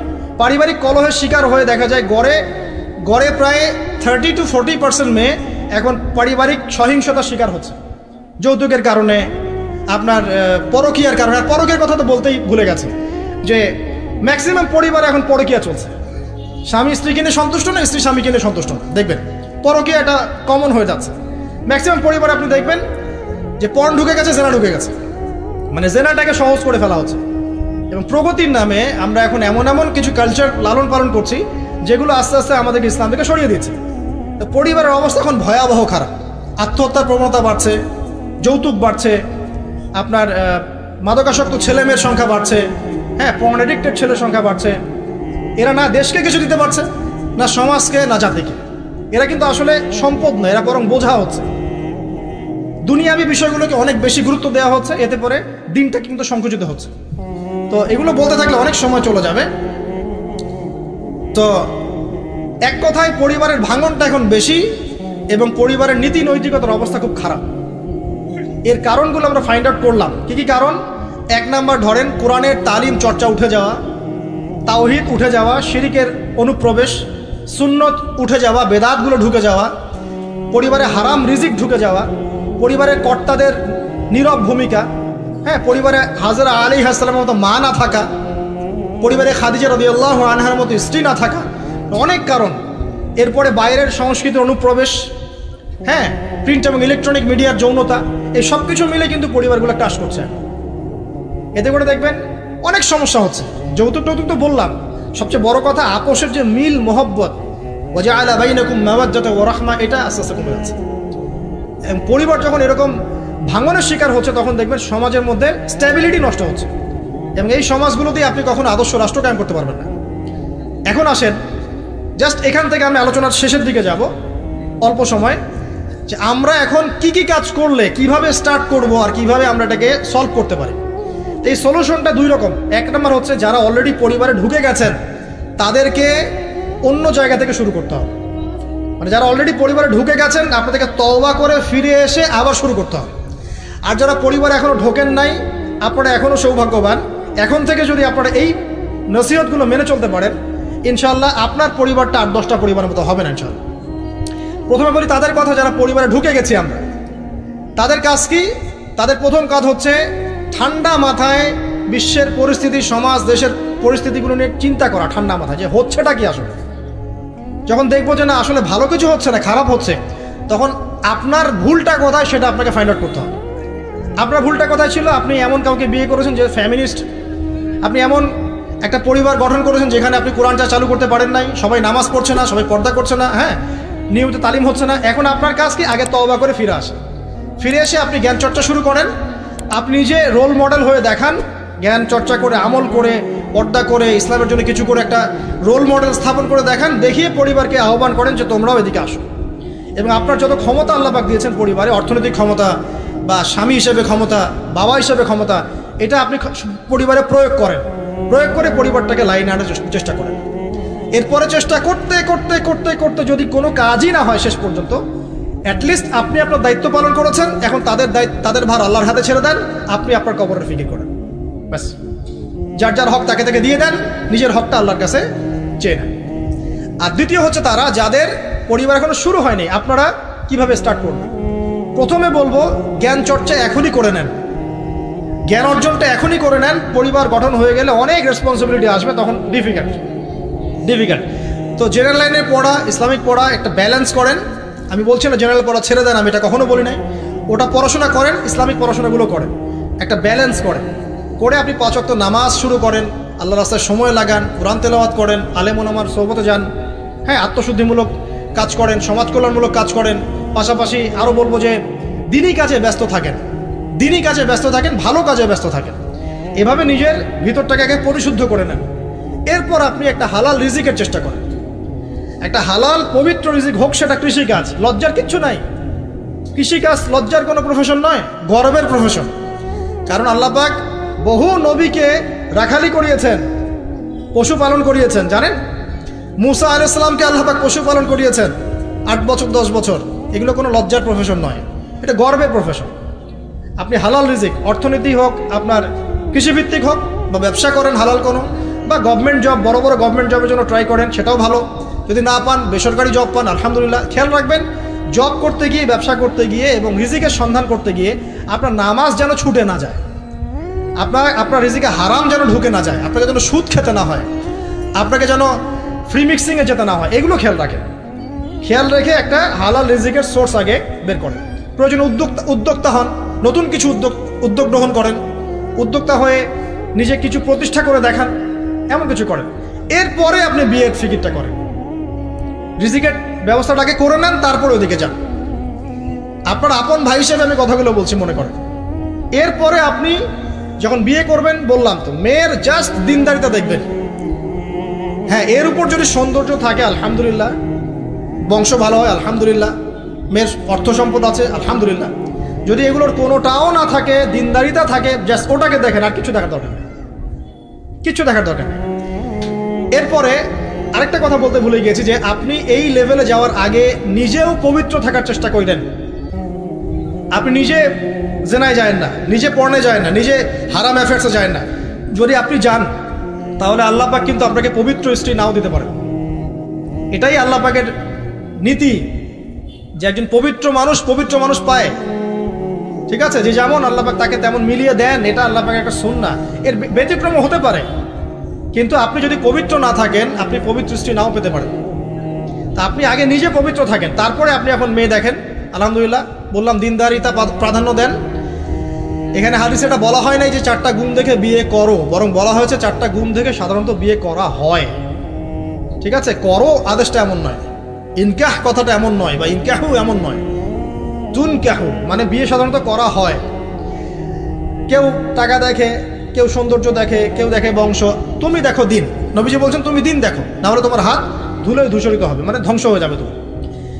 আর দিন দেখার ক্ষেত্রে শুধু বাইরের গেট আপটা যথেষ্ট নয়, তার পড়াশোনা দেখেন, তার হিস্ট্রি ঘাটবেন, তার অতীতে সে কোথায় কোথায় পড়াশোনা করেছে, কি করেছে, খোঁজ খবর নেবেন। হুট করে তাড়াহুড়া করে কোনো ডিসিশন নিয়ে ফেলবেন না, এটা খুব ভুল করে মানুষ। ঠিক আছে, তার হিস্ট্রি ঘাটেন, যে সে কোথায় পড়াশোনা করেছে, কি করেছে না করেছে। তার পরিবারের বায়োডাটা ঘাটেন, তার পরিবারের সদস্যরা কেমন, নামাজ পড়ে কিনা, তার ইসলামের প্রতি কেমন ধারণা পোষণ করে। তার মাকে দেখেন, তার মা পর্দা করে কিনা, তার মা ইসলামের উপর আছে কিনা। তার নানিকে দেখেন, তার পরিবারবর্গকে দেখেন, তারপর আপনি ডিসিশন নেওয়াটা সহজ হবে। এগুলোর চেয়ে ব্যতিক্রমও হতে পারে। ওই আজারের পরিবারে ইব্রাহিমের জন্ম হতে পারে, ফেরাউনের আন্ডারে আসিয়ার জন্ম হতে পারে, থাকতে পারে, কিন্তু এটা ব্যতিক্রম। নর্মালি কিন্তু সবসময় এমনটা হয় না। যে প্যারেন্টিংস দিয়ে তারা বড় হয়েছে, ওই প্যারেন্টিংস তাদের মধ্যে থেকে যায়। এই কারণে মেয়ের ব্যাপারে খুব সেন্সিটিভ থাকবেন। আগে পুরো বিষয়গুলো ঘেটে নিয়ে তারপরে আপনি কোনো জায়গায় পা দেন। তারও আগে ইস্তেখারা করবেন আল্লাহর কাছে, যে আল্লাহ আমি তোমার কাছে ইস্তেখারা করছি, আমি জানি না যে কোনটা আমার জন্য ভালো হবে, কোনটা খারাপ। আল্লাহ এটা যদি আমার জন্য ভালো হয় সহজ করে দাও, যদি খারাপ হয় আল্লাহ দূর করে দাও। নিজের উপর চাপ নিয়েন না। তারপরে যদি দেখেন আলহামদুলিল্লাহ দিনদার, আর ডানে বামে দেখার দরকার নাই।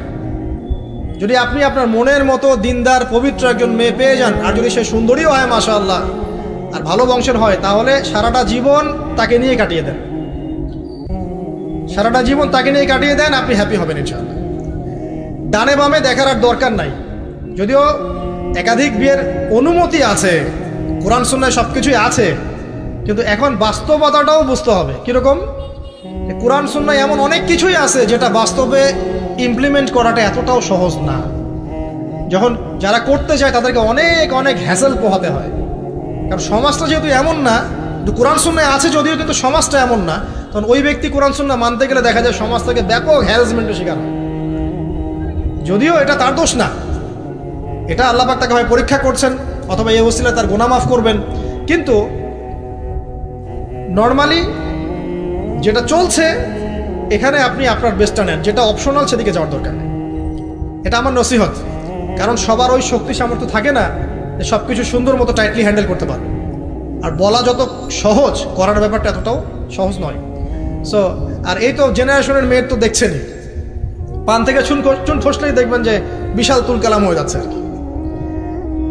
তো যদি আপনাকে আল্লাহ পাক আপনার পবিত্রতার কারণে, আপনার ঈমান আমলের কারণে খুশি হয়ে এমন একজন দিনদার, নেককার, পুণ্যবতী, সুন্দরী, সুশ্রী স্ত্রী দিয়ে দেন, আর ডানে বামে কখনো দেখবেন না, একদম তাকে নিয়ে পুরো লাইফটা কাটিয়ে দেবেন। ঠিক আছে, এরপরে দোয়া করবেন আল্লাহর কাছে, আল্লাহ এটার মধ্যে কল্যাণ বরকত দান করো। বিবাহের ক্ষেত্রে আপনি মোহরটাকে কম করবেন। আপনি মোহর মানে মেয়েদেরকে বলছি, মেয়ের বাবাদেরকে বলছি, সামর্থ্য অনুযায়ী করবেন, ছেলের সামর্থ্য অনুযায়ী করবেন, তার উপরে বোঝা চাপিয়ে দিবেন না। কিয়ামতের আলামতের হাদিসে আমি এটাও পড়েছি, শেষ জামানায় মোহর অনেক বেশি করা হবে, দেওয়া হবে কম। হয় না এমন? আর বাকি আছে আলামতের কিছু। তো ওই চিটারির মধ্যে নাই। আপনি বলছেন 1 লাখ আমি দিব নগদ, ব্যাস নগদ। বলছেন 5 লাখ দেওয়ার সামর্থ্য আছে আমার, 5 লাখ দিব, যে নগদ শেষ, পরে মাফ নিয়ে নিব, এইসব বার্গেনিং আপনি নাই। আর এখনকার বিবাহগুলো দেখলে মনে হয় যে মেয়ের বাবা ছেলেকে বিক্রি করছে, আর ছেলের বাবা মেয়ে কিনছে। সবচেয়ে বেশি মোহর দেখা যায় যে চিটাগাং এরিয়ার দিকে আর কি। এবং আপনি জানেন কি না সবচেয়ে বেশি বিবাহ বিচ্ছেদ ওই জায়গায় বেশি। বাংলাদেশে বিবাহ বিচ্ছেদ দেখা যায় যে প্রতি 24 ঘন্টায় দেখা যায় 28টা বা 29টা বাংলাদেশে। হ্যাঁ, শুধু তাই না, আমি দেখলাম যে 10 লক্ষ মেয়ে অতিরিক্ত আছে পুরুষদের তুলনায় সমাজে ঘুরে বেড়াচ্ছে, স্বামী নাই। 10 লক্ষ মেয়ে। এবং এই ডিভোর্স দেওয়ার ক্ষেত্রে দেখা গেছে যে মেয়েদের প্রবণতা বেশি। 70% মেয়ে ডিভোর্স দিয়েছে, ছেলে দেয় নাই। 30% ছেলে। তাহলে মেয়েদের সাইকোলজি চিন্তা করেন। ও মনে করছে আমি তো এখন শিক্ষিত হয়ে গেছি, তোমাকে আমার দরকার নাই, আমি চাকরি করে খাবো। খুব বেশি শিক্ষিত দরকার নাই আপনার, দিনী শিক্ষা আছে কিনা ওটা দেখবেন। ফ্যামিলিস্ট মেয়েদেরকে নেওয়ার দরকার নাই, আপনি নেবেন ইসলামিক অনুশাসনে চলে এমন মেয়ে। এরপর যখন পরিবার স্টার্ট হবে, আল্লাহর কাছে বরকত চাবেন, বিয়েটা সহজ করে নেবেন। যে বিয়েতে খরচ যত কম, সে বিয়েতে আল্লাহর বরকত তত বেশি। হাদিস। অলিমা হবে, মাশাআল্লাহ, আপনার বিবাহিত জীবন মোবারক হোক, দোয়া করি। এরপরে দেখবেন উভয়ের মাঝখানে আল্লাহ পাক আপনাদের মাঝখানে ভালোবাসা ঢালবেন ইনশাআল্লাহ। সূরা রুমের মধ্যে আল্লাহ পাক বলেছেন ওয়াজআলা বাইনাকুম মাওয়াদ্দাতাও ওয়া রাহমা, আমি আল্লাহ স্বামী স্ত্রীর মাঝখানে ভালোবাসার ভ্রাতৃত্ব ঢেলে দিয়েছি। এটা আল্লাহ পাকের একটা আয়াত, নিদর্শন। এবার আপনি পরিবার গঠন করেছেন, এখানে আমি কয়েকটা কথা বলি যে উভয়ের মাঝখানে খুব চূড়ান্ত লেভেলের ভালোবাসা এটাই যথেষ্ট নয় পরিবার সুখী হওয়ার জন্য। পরিবারের মধ্যে এখন থাকতে হবে সলাত। কি থাকতে হবে ভাই? সলাত। পরিবারে থাকতে হবে কোরআন, পরিবারে থাকবে সুন্নাহ, পরিবারে থাকবে ইসলামী অনুশাসন, পরিবারে থাকবে খাস পর্দা। আপনার বউকে মানুষ দেখেই নাই, এরকম পর্দা। আর কাপড় খোলা তো অনেক দূরের কথা। আমার এমন স্ত্রী আপনার স্ত্রীকে দেখেই নেই মানুষ, বাধ্য না হলে সে বাইরেই আসবে না। বাধ্য হয়েছে, আসছে, মাহারাম আছে, মাহারাম সাথে আছে, এখন বাইরে আসছে। আপনার স্ত্রী ওই মানুষের বাসায় গিয়ে রাত কাটাবে না, এমনকি মানুষের বাসার টয়লেটে গিয়েও যেন সে কাপড় না চেঞ্জ করে। কারো বাসায় গিয়ে স্ত্রীকে রেখে দিয়ে আসবেন না, যে অপরিচিত কারো বাসায় স্ত্রীকে রেখে আপনি কোনো কাজে গেছেন, যাবেন না, এটা করবেন। আপনার কাছে মনে করেন একটা কোহিনূর হীরা আছে, মনে করেন যেটার মূল্য ধরেন যে লক্ষ কোটি ডলার, এটা আপনি কি যত্রতত্র ইউজ করবেন, নাকি আপনি খুব যত্ন করে আপনার ভিতরে আগলে রাখবেন? কোনটা? ইসলাম এভাবে নারীকে সম্মানিত করেছে যে তারা আমাদের কাছে এত বেশি প্রেশিয়াস যে আমরা এভাবে যত্ন করে ওদেরকে ঢেকে রাখি। কথা কি বুঝতে পারছেন? আর তোমাদের কাছে মেয়েদের দাম নাই, তোমরা ল্যাংটা হয়ে ঘোরো, তোমাদের কে বাধা দিয়েছে? ঘুরছেও তো তাই। আর নগ্নতা বলতে আপনি কি মনে করছেন? খালি কি বিকিনি সংস্কৃতি নগ্নতা? নিসাউন কাসিয়াতুন আরিয়াও তো নগ্নতা, যে নারী পোশাক পরেও নগ্ন হয়ে আছে, এটাও তো নগ্নতা। আর নবীজি বলেছেন যে লা ইলাহা ইল্লাল্লাহ ওয়াইলুল লিল আরব কদ ইকতারাবা মিন শাররি কদ ইকতারাব, আরবদের ধ্বংস, লা ইলাহা ইল্লাল্লাহ, আল্লাহ ছাড়া কোনো ইলাহ নাই, কি ভয়ঙ্কর আযাব আসছে। তার স্ত্রী জায়নাব বিনতে জাহাশ তিনি বলছেন, ইয়া রাসূলুল্লাহ আনুহলিক ওয়া ফিনা সালিহিন, আমাদের মধ্যে সলেহ সৎ মানুষ থাকা সত্ত্বেও কি আমরা ধ্বংস হয়ে যাব? নবীজি বলছেন নাম, হ্যাঁ। ইযা কাসরাতুল খাবাস, যখন অশ্লীলতা, বেহায়াপনা, নগ্নতা ছড়িয়ে পড়বে, তখন ভালো মন্দ সব ধুয়ে ধ্বংস হবে। এই কারণে নিজে খুব ভালো আছি, ওরা খারাপ, ওদেরকে কিছু বলার দরকার নাই বলে ভালো হয়ে থাকার সুযোগ নাই। ওগুলো যত ছড়াবে, ভালো আলেম জালেম সব ধ্বংস হয়ে যাবে। আল্লাহ বোঝার তৌফিক দান করুন। এবার আপনি আপনার স্ত্রীর সাথে এভাবে হৃদ্যতা মহব্বতের সম্পর্ক রাখবেন আল্লাহর জন্যে। পরিবারের সবার পিছনে আপনি খরচ করবেন, তাদের হক দিবেন। কার জন্যে? পরিবার বর্গের কারো কাছে কিছু পাওয়ার আশায় না। এই ফিলোসফিটা বোঝেন। পরিবারের কারো কাছে থ্যাঙ্কস পাওয়ার আশায়ও না, আপনি আল্লাহর সন্তুষ্টির জন্য ওদের পিছনে খরচ করবেন, ওদেরকে ভালোবাসবেন, ওদের হক আদায় করবেন। কার জন্যে? আল্লাহর জন্য। এবং এর জন্য আপনি নেকি পাবেন ইনশাআল্লাহ। আর যদি আপনি তাদের কাছে কিছু আশা করতে যান, মনে মনে বেশি এক্সপেকটেশন রাখেন, তখন আপনি কি হবেন জানেন? আপনি পদে পদে কষ্ট পাবেন, পদে পদে কষ্ট পাবেন। দেখে নিয়ে শুধু আল্লাহর হয়ে যান, মানে আল্লাহই আপনার আপন, আল্লাহ ছাড়া আপনি কাউরে চেনেন না। আল্লাহ পাক বলেছেন এগুলো করতে, আমি করি। আল্লাহ পাক ভালোবাসা দিয়েছেন সন্তানের প্রতি, স্ত্রীর প্রতি, বাসি। কিন্তু এটা এত অধিক মাত্রায় নয় যে তার কারণে আল্লাহকে ছেড়ে দিব। বা স্ত্রী সন্তান যদি আল্লাহর পথে চলার ক্ষেত্রে বাধা দেয়, আল্লাহকে ছাড়তে পারবো না, প্রয়োজন ওদেরকে ছাড়তে পারবো, এরকম থাকবে বিষয়টা। ঠিক আছে? আরেকটা কথা বলি, শুধু ভালোবাসাই আদর্শ দাম্পত্যের জন্য যথেষ্ট নয়। এখানে প্রয়োজন হচ্ছে একে অপরের প্রতি সম্মানবোধ থাকতে হবে, একে অপরের প্রতি বিশ্বাস থাকতে হবে। বিশ্বাস না থাকলে ওই পরিবারে শান্তি থাকে না। আপনি অনেক বড় আলেম, কিন্তু যদি আপনার স্ত্রী আপনাকে বিশ্বাস না করে, আপনি শান্তি পাবেন না। আপনি জানছেন আপনি ইনোসেন্ট, আপনি অনেস্ট, কিন্তু আপনার পরিবারের সদস্য, আপনার স্ত্রী আপনাকে বিশ্বাস করছে না, তখন আপনি পরিবারে সুখ পাবেন না। বিশ্বাস খুব ইম্পর্টেন্ট। আমি তো বলি যে ভালোবাসার চেয়ে বিশ্বাস বেশি ইম্পর্টেন্ট। কারণ আগে ইমান না আগে আমল? কোনটা আগে? ইমান মানে কি? বিশ্বাস না? আগে বিশ্বাস, তারপরে না আমল? ভালোবাসা একটা আমল, আর বিশ্বাসটা কি? ইমান। আমার প্রতি যদি আপনার ইমান না থাকে, তাহলে আপনি আমাকে ভালোবাসবেন কিভাবে? বিশ্বাস থাকতে হবে, স্বামীর প্রতি স্ত্রী, স্ত্রী প্রতি স্বামী। এবং এখানে পুরুষদেরকে সহনশীল হতে হবে, কারণ আপনার স্ত্রী সারা জীবনে আপনাকে প্রচুর পেইন দিতে পারে, এবং এটা মেয়েদের ফিতরত। এখানে সবরের জাজল্যমান দৃষ্টান্ত স্থাপন করতে হবে, নসিহত করতে থাকতে হবে ততদিন পর্যন্ত যখন আপনি দেখছেন যে হ্যাঁ এগুলোতে কাজ হচ্ছে। যদি করতে করতে করতে করতে কাজ না হয়, দেখা যায় এই ফিতনায় জর্জরিত থেকে আপনার দিনের পথে চলাটা ব্যাহত হচ্ছে, তখন আপনার উচিত হবে আসহাবুল কাহাফের মতো চিন্তা করা। ইশারা দিলাম, যথেষ্ট। পরিবারে পর্দা থাকবে, সন্তান হবে। এখন আলহামদুলিল্লাহ সন্তানদেরকে প্রতিপালন করবেন ওই যে মা হাজেরা তার মতো, ওই যে আপনার কি বলবো, রাসূলুল্লাহ সাল্লাল্লাহু আলাইহি ওয়াসাল্লামের সাহাবায়ে কেরাম তাদের মতো করে। এমনকি আমাদের নবীজিকে তার চাচা, তার দাদারা যেভাবে লালন পালন করেছেন ভালোবাসা দিয়ে, হৃদ্যতা দিয়ে, এভাবে সন্তানকে ভালোবাসবেন, সন্তানের কথাগুলো শুনবেন, বাচ্চাদেরকে মূল্যায়ন করবেন, বাচ্চারা কি খাবার খাচ্ছে খুব ভালো করে খেয়াল রাখবেন। বাচ্চা নেওয়ার সময় বা বাচ্চা নেওয়ার চেষ্টা করার সময় দোয়া পড়বেন এবং সবসময় সেজদায় নামাজে দোয়া করবেন পরিবারের জন্য, বাচ্চাদের জন্য। আল্লাহ আমার পরিবারের উপর শান্তি দাও, বাচ্চাদেরকে ভালো মানুষ বানাও। রব্বানা হাব লানা মিন আজওয়াজিনা ওয়া যুররিয়াতিনা কুররাতা আ'য়ুন ওয়াজআলনা লিল মুত্তাকিনা ইমামা। এই দোয়া বেশি বেশি করবেন। রব্বি হাবলি মিনাস সালিহিন বেশি বেশি করবেন। আপনার একটা নেক সন্তান আগামীতে এই উম্মতের দায়িত্ব নিতে পারবে ইনশাআল্লাহ। হাজার হাজার গবাদি পশুর দরকার আছে? একটা ইব্রাহিম, একটা ওমর, একটা খালিদ বিন ওয়ালিদ আপনি জন্ম দিয়ে দেখান, ওই একজনই যথেষ্ট ইনশাআল্লাহ। পারবেন না ইনশাআল্লাহ? সন্তানের কথা শুনতে হবে। প্যারেন্টিংস একটা বই আছে, বাজারে পাওয়া যায়, কিনে নেন। ওখানে প্যারেন্টিংসের অনেক টিপস আছে। সন্তান কি খাচ্ছে, কার সাথে মিশছে, কোন বন্ধুর সাথে খেলছে, আপনার কোন স্কুল কোন কলেজে পড়ছে, এগুলো খেয়াল রাখতে হবে। কোন ডিভাইস ইউজ করছে, বাসায় সন্তান কি পরিবেশ দেখে বড় হচ্ছে, পিতামাতার মধ্যে ভালোবাসা দেখে বড় হচ্ছে নাকি ঝগড়া দেখে দেখে বড় হচ্ছে, এটা খুব ইফেক্ট করে। সবচেয়ে বড় কথা, সন্তানকে পিছন থেকে আপনাকে বুস্ট আপ করতে হবে।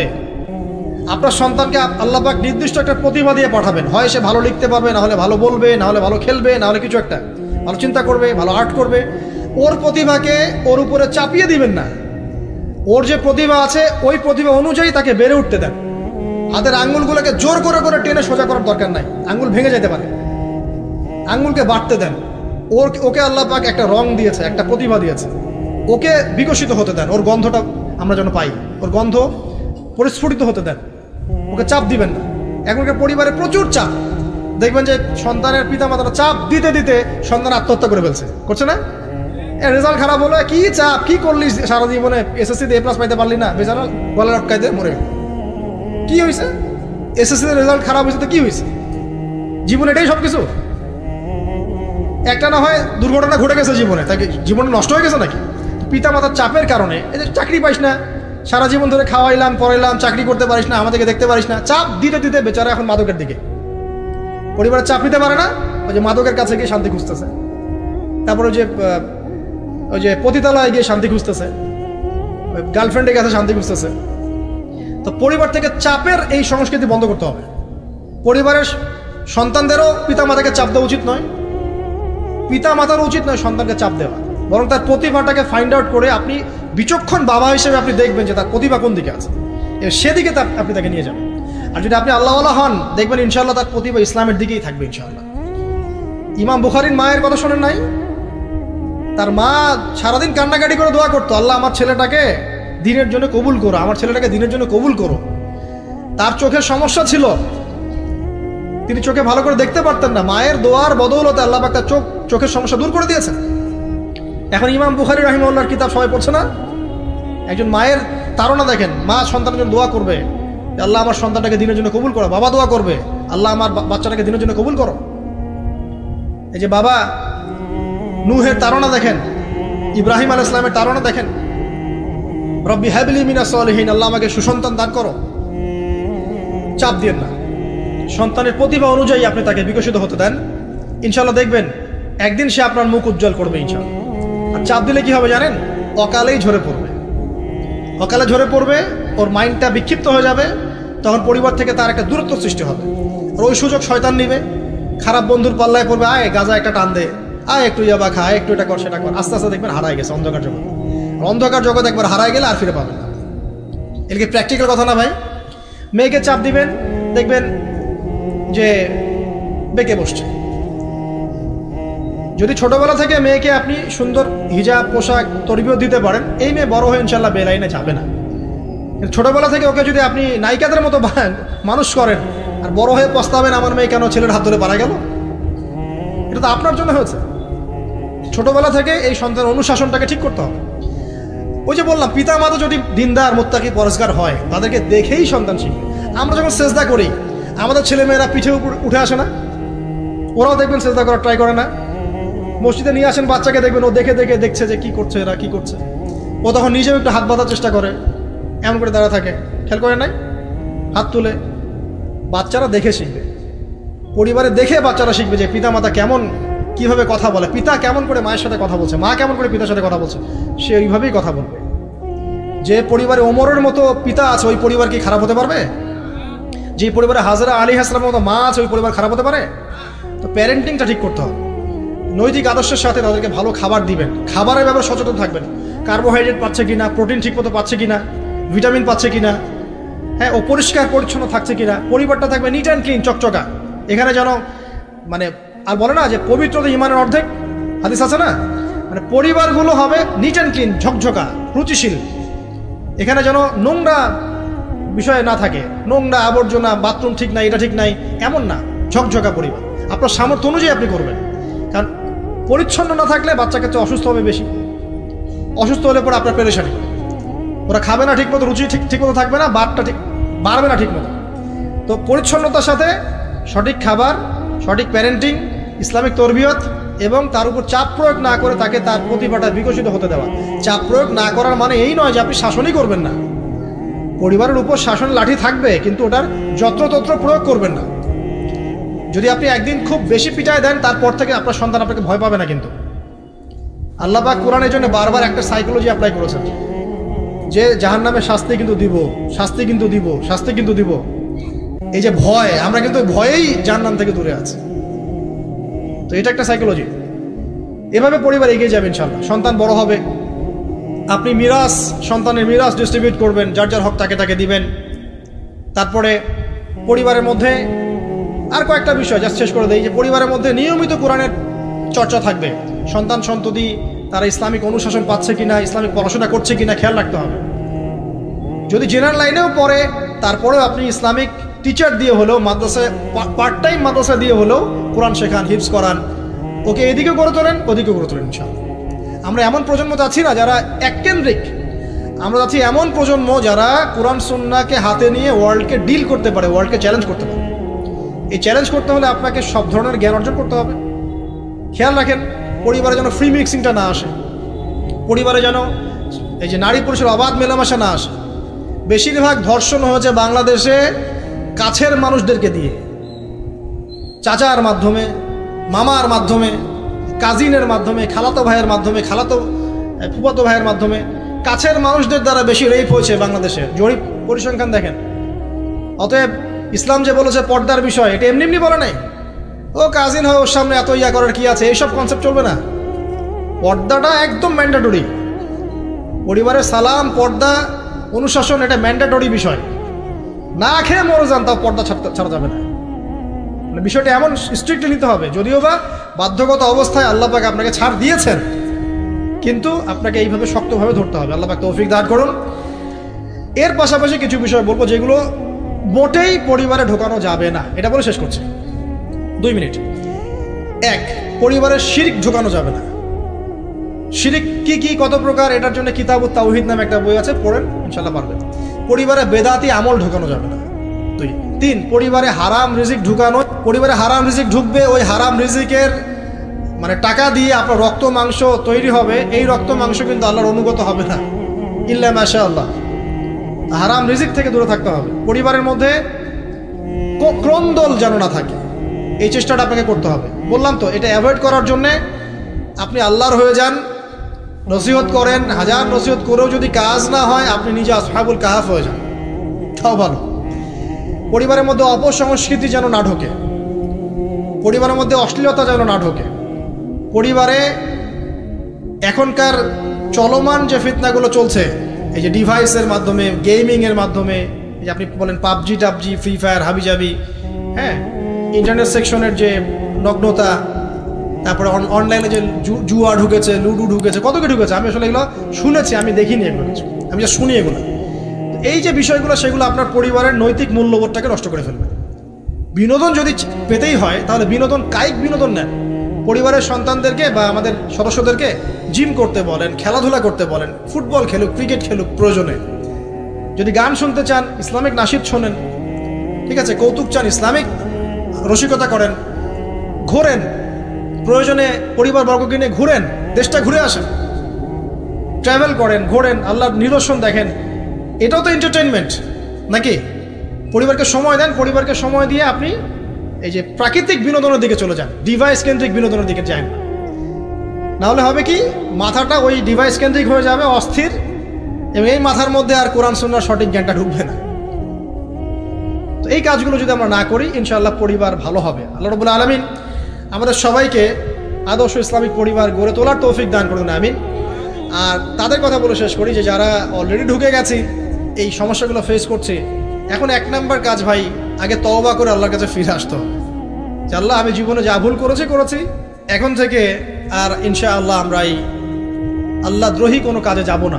এই তওবা ইস্তেগফার করে আপনার স্ত্রীকে ঠান্ডা মাথায় বোঝানোর চেষ্টা করতে হবে যে দেখো, আমরা তো এক পর্যায় পর্যন্ত চলেছি, জীবনটা তো অনেকদিন চলেই গেল, একসময় মরতে হবে। তো আমরা আল্লাহ এবং তার রাসূলের কথা শুনি, ফিরে আসি, অল্প অল্প করে শুরু করে নামাজটা পড়ো, তুমি একটু পর্দাটা করো। প্রথমে খাস পর্দা করছে না হয়তো, আপনি বলেন মাথায় কাপড়টা দাও অ্যাটলিস্ট, হ্যাঁ, বাইরে সবার সামনে যেও না, দিনকাল ভালো না, এখন মেয়েদের ইজ্জত সম্মানের ঝুঁকি হচ্ছে, এভাবে বোঝানোর চেষ্টা করেন। আস্তে আস্তে তওবা করে ফিরে আসলে পরে তখন আপনি নামাজটাকে বাড়ান, নফল আমল বাড়ান, দান সদকা বাড়ান, এবং বেশি থেকে বেশি আল্লাহর কাছে দোয়া করেন, আল্লাহ আমার পরিবারটাকে হেফাজত করুন, আল্লাহ আমার পরিবারটাকে হেফাজত করুন, বলতে থাকেন। এবং দিনই কাজে পরিবারকে ব্যস্ত রাখেন, এবং এরকম আদর্শ পরিবারগুলোর মধ্যে একটা কমিউনিটি গড়ার চেষ্টা করেন, অভ্যন্তরীণ যোগাযোগ রাখার চেষ্টা করেন। নাহলে একা একা তো চলা যাবে না। আপনি আদর্শ পরিবার গড়েছেন, পাশের বাড়ির লোকটা করে নাই, তখন সেখানে গিয়ে আপনার সন্তান শিখবে, সেখানে গিয়ে আপনার স্ত্রী শিখবে। তো দিনই পরিবারগুলোর মধ্যে একটা হৃদ্যতা, ভালোবাসা এবং নেটওয়ার্কিং তৈরি করেন। পাশাপাশি দিনই প্রতিষ্ঠান গড়ে তোলেন, প্রতিষ্ঠানের মাধ্যমে কিন্তু পরিবারের লোকজনের সাথে দেখা সাক্ষাৎ হবে, অনেকগুলো পরিবার সেখানে বাচ্চা কাচ্চা ভর্তি করা হবে, সেখানে দেখবেন একটা কমিউনিটি আপনি পাচ্ছেন। তো এভাবে শেষ করে দেয়, এভাবে তাওহীদের চর্চা 1, সুন্নতের প্রতিষ্ঠা 2, 3 হালাল রিজিক, 4 হৃদ্যতা ভালোবাসা, 5 সবর ধৈর্য, 6 আল্লাহর কাছে দোয়া, বেশি বেশি দোয়া, 7 কি পর্দা, 8 অপসংস্কৃতি প্রতিরোধ, ঠিক আছে, 9 সন্তানদেরকে আগামী প্রজন্মে, আগামী মুসলিম জেনারেশনকে লিড দেওয়ার মতো করে তৈরি করা। আর 10 মনে করেন আমাদের মেয়েদের দিকে, স্পেশালি মেয়ে, শিশু, কন্যা হোক, মেয়ে হোক, বোন হোক, মা হোক, তাদের দিকে স্পেশাল নজর রাখা। এই কাজগুলো করার মধ্য দিয়ে ইনশাআল্লাহ তাআলা আমরা ব্যক্তিগত পর্যায়ে আপোষে একটা আদর্শ পরিবার, জান্নাতের টুকরা করতে পারবো ইনশাআল্লাহ আযজা ওয়া জাল। এবং এই টুকরাগুলো যখন একে অপরের সাথে কানেক্টেড থাকবে, তখন আদর্শ সমাজ হবে ইনশাআল্লাহ। যখন এরকম করে পরিবারগুলো গড়ে উঠবে, তখন সমাজের কাঠামো চেঞ্জ হয়ে যাবে। আর ওই সমাজকে দিয়ে আপনি ইনশাআল্লাহ ইসলামিক কোনো রেভলিউশন প্রতিষ্ঠা করতে পারবেন, আদারওয়াইজ হয়তো পারবেন না। এর বিপরীতে যা আছে সবই শয়তানের কাজ, জাহেলিয়াত, ফাসেকি, জুলুম, অন্যায়, পাপাচার। এগুলো থেকে সম্পূর্ণ তওবা করে আল্লাহ পাক আমাদেরকে জান্নাতি আদর্শ পরিবার গড়ে তোলা তৌফিক এনায়েত করুন, আমিন। আমি এই বলে আমার সংক্ষিপ্ত আলোচনা এখানে শেষ করছি।